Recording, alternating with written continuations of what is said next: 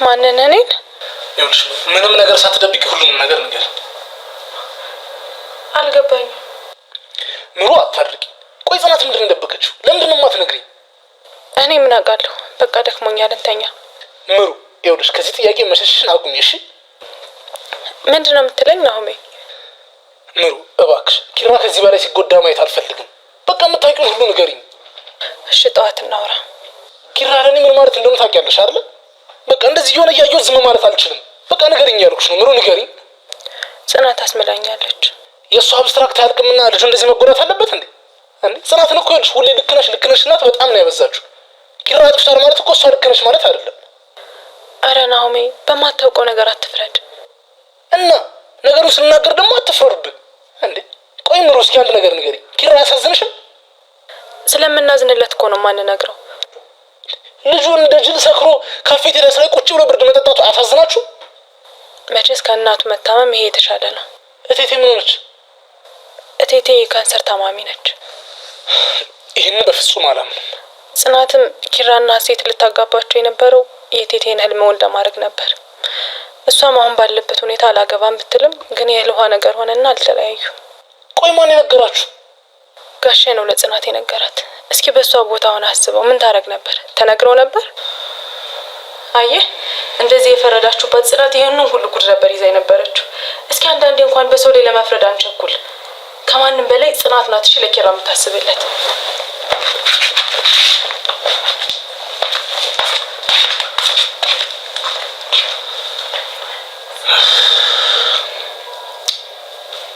ሰዎች የዛሬው ጽናት ድራማ እንዴት አያችሁት? እኔ በጣም አስገርሞኛል። ዛሬ ከሚባለው በላይ አስገርሞኛል። የሆነ በቃ ዝባንስኬ ነገርም ሆኖብኛል። አንድ ፓርቱ ደግሞ መጀመሪያ አካባቢ ያው እንዳያችሁት ነው የናሆሜ እናት ናሆሜን ውለዱ ልጅ ውለዱ እያለች እየጨቀጨቀች ነገሩን አበላሽተዋለች። ያው ልጅቷ ታማሚ ናት፣ ምሩ ታማሚ ናት። አሁን ባለችበት ሁኔታ መውለድ አትችልም እና በዚህ ጉዳይ ናሆሜ በጣም ተጨንቋል። እንደውም ለኪራ ሲያማክረው ነበር እና አድቡ አንዳንድ እናቶች ልክ እንዳገባ ውለዱ ልጅ አምጡ ምናምን የምትሉ ማዘሮች ብቻ ከባድ ነው ከምር። የሆነ ጋፕም ያስፈልጋል እንጂ በመሀል ጋፕ ያስፈልጋል። ልክ እንደተገቡ ወዲያው ልጅ ከባድ ነው የምር ከባድ ነው። ብሬክ ያስፈልጋል በመሀል እኮ 1-2 አመት ብቻ በጣም ከባድ ሰው ናት እናትየዋ ማለት ነው። በጣም ከባድ ሴትዮ ናት። ያው ልጅ አምጡ እያለቻቸው ነው።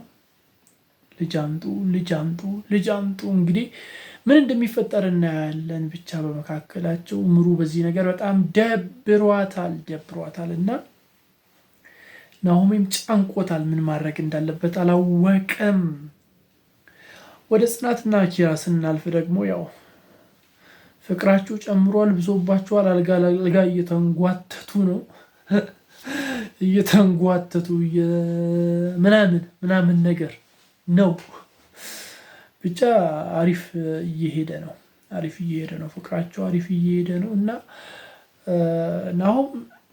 ናሆም ሳይሆን ኪራ አንድ ነገር ጠርጥሯል። ሴቶቹ አንድ ነገር እንደደበቁት ጽናት አንድ ነገር እንደደበቀችው አውቋል እና ሰኒን ካፌ ውስጥ ጠርቷት ምንድነው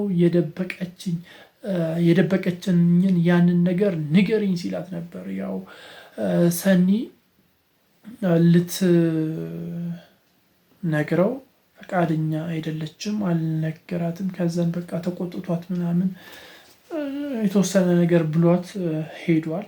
በጣም ነው የተናደደው እና ያው በዚህ ጉዳይም ሰብሰብ ብለዋል ሴቶቹ። ሰኒ ምሩ እና ጽናት ሲያወሩ ነበር። በቃ እንደዚህ የሆነ የደበቅነው ነገር እንዳለ አውቋል እና እየጠየቀኝ ነው ምናምን ብላ ስትነግራቸው ነበር ሰኒ። ጽናትም እኔን ጠይቆኛል፣ ምን ማድረግ እንችላለን? ምንም ማድረግ አንችልም፣ ማድረግ የምንችለው መደበቅ ብቻ ነው ስትል ነበር። ብቻ ኪራ በጣም ተበሳጭቷል፣ ከሚባለው በላይ ከምር ተበሳጭቶባታል። እንዲሁም ከውጭ ወደ ቤት ሲመለስ ሳሎን አጣት፣ ጽናትን ማለት ነው። ኪችን ውስጥ አጣት፣ መኝታ ቤቱ አጣት። ከዛም በኋላ በፊት ሰራተኛ እያለች ታድርበት የነበረው መኝታ ቤት ሲሄድ ከአባቷ ጋር እያወራች ነበር። ለኪራ ከዚህ በላይ መደበቅ አልችልም፣ ልነግረው ይገባል ምናምን ስትል ደርሶባታል። ምንድን ነው የደበቅሽኝ ብሎ ሲያወራት ነበር። ነገር ግን ልትነግረው ፈቃደኛ አይደለችም። በቃ በጣም ነው የተበሳጨው። እንዳያችሁት ነው፣ ተበሳጭቶ ነው የወጣው። ትቷት ሄደ። በቃ ካፍቴሪያ ሄዶ ሲጠጣ ሲገለብጥ ነበር እና ከናሆም ጋር ሲያወራ ነበር። በቃ እዛ ገልብጦ ምናምን ብርድ እየጠጣ ነበር። ናሆም ወደ ቤት ተመልሶ ያው ምሩን አናዟታል።